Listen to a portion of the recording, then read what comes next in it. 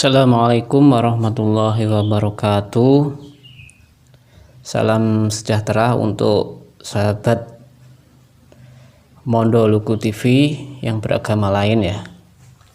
Ini banyak teman-teman sahabat Mondo Luku TV banyak request terkait pengawasan pengelolaan keuangan desa. Nah, ini teman-teman ya.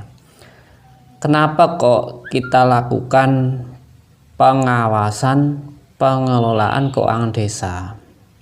Karena untuk mewujudkan transparansi, akuntabilitas, tertib dan disiplin anggaran, serta partisipasi dalam pengelolaan keuangan desa, perlu dilakukan pengawasan pengelolaan keuangan desa. Nah, ini teman-teman ya. Ini makanya perlu pengelolaan keuangan desa. Mari kita bedah teman-teman ya, kita bedah bersama terkait ini.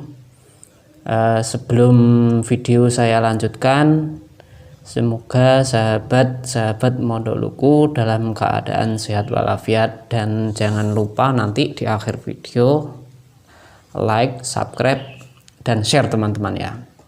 Nah, ini kita pakai dasar hukumnya dulu ya. Dasar hukumnya yaitu Peraturan Menteri Dalam Negeri Permendagri nomor 73 tahun 2020 teman-teman ya. Kita juga nanti merujuk peraturan induk yaitu Undang-Undang Desa nomor 6 tahun 2014 serta Peraturan Pemerintah nomor 43 tahun 2014 dan peraturan lainnya yang ada kaitannya dengan pengawasan pengelolaan keuangan desa. Nanti tak jelaskan secara singkat saja, yang pokok-pokoknya saja biar mudah dimengerti terkait dengan pengawasan pengelolaan keuangan desa. Nah, ini nanti kita bahas siapa saja yang berhak mengawasi terkait keuangan desa tersebut. Apakah masyarakat juga bisa? Apakah BPD, apakah lembaga lainnya? Nah, nanti kita bedah teman-teman ya. Apa itu pengawasan pengelolaan keuangan desa?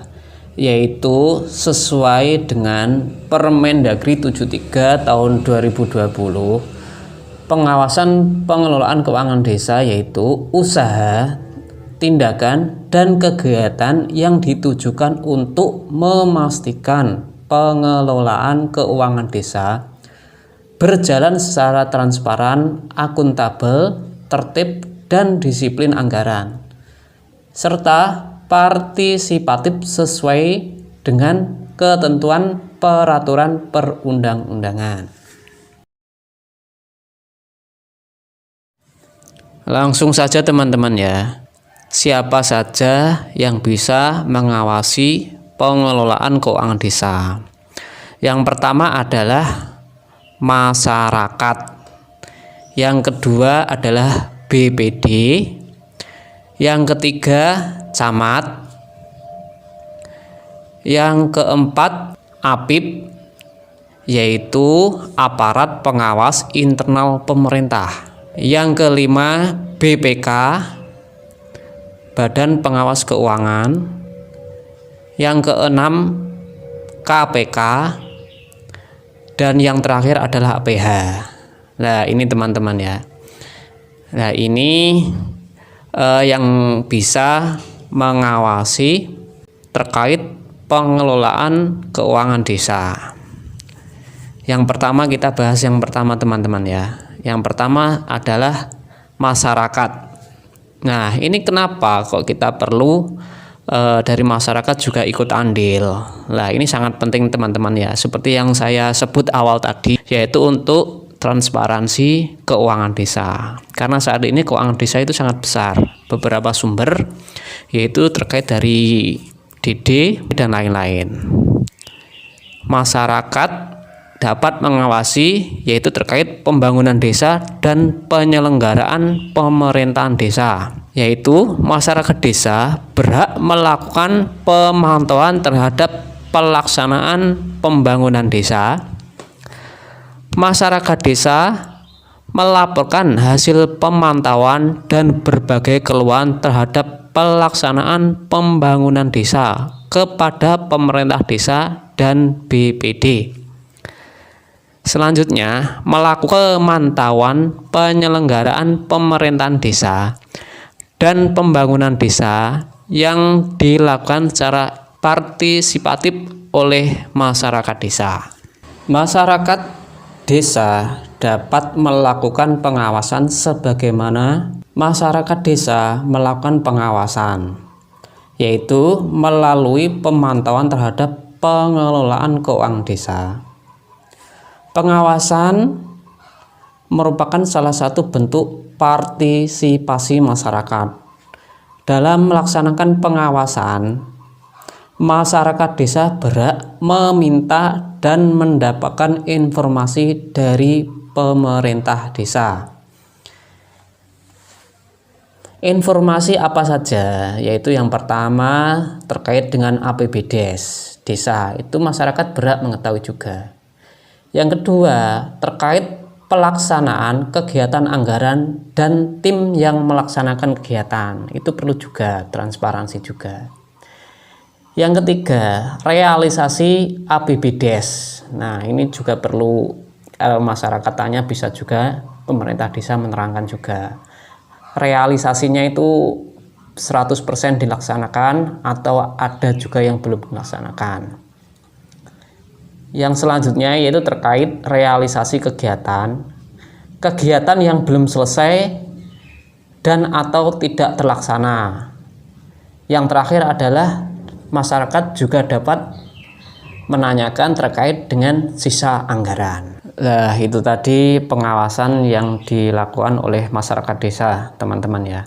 Yang selanjutnya yaitu pengawasan yang dilakukan oleh camat. Camat melakukan tugas pembinaan dan pengawasan desa.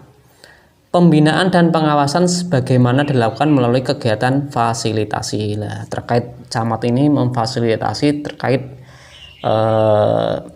untuk masalah keuangan desa tadi, teman-teman ya.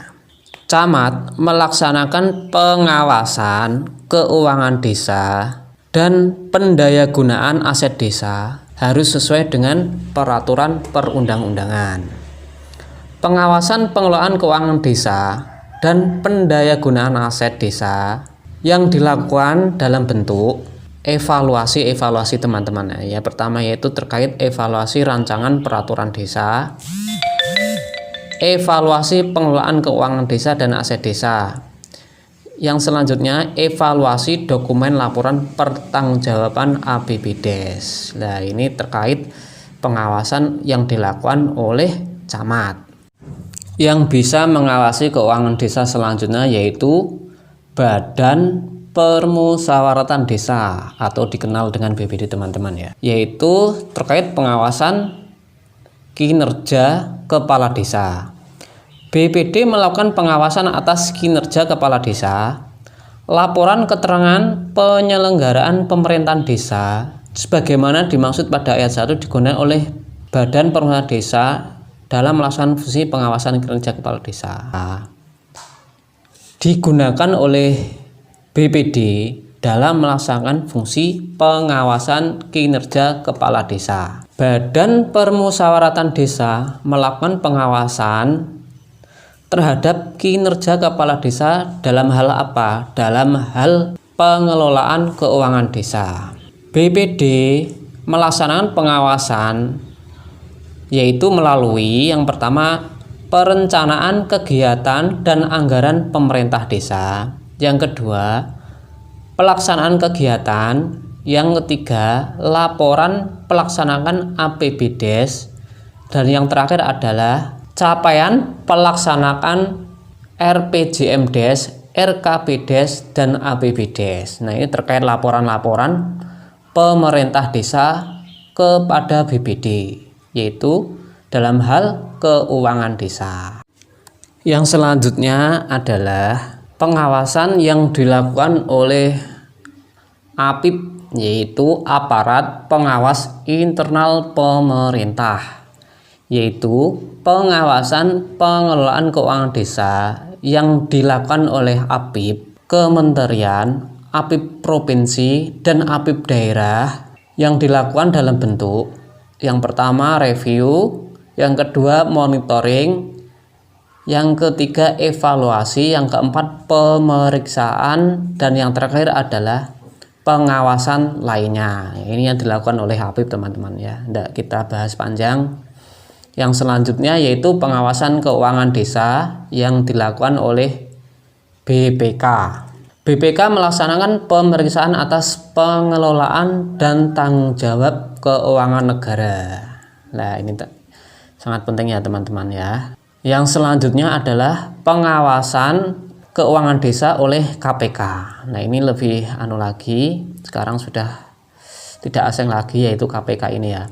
Yaitu KPK sebagai tugasnya adalah melakukan penyelidikan, penyidikan, dan penuntutan terhadap tindak pidana korupsi. Nah, ini kalau ada penyelewengan terkait keuangan desa teman-teman ya. Dan melakukan tindakan-tindakan pencegahan tindak pidana korupsi, yaitu pengawasan yang dilakukan oleh KPK.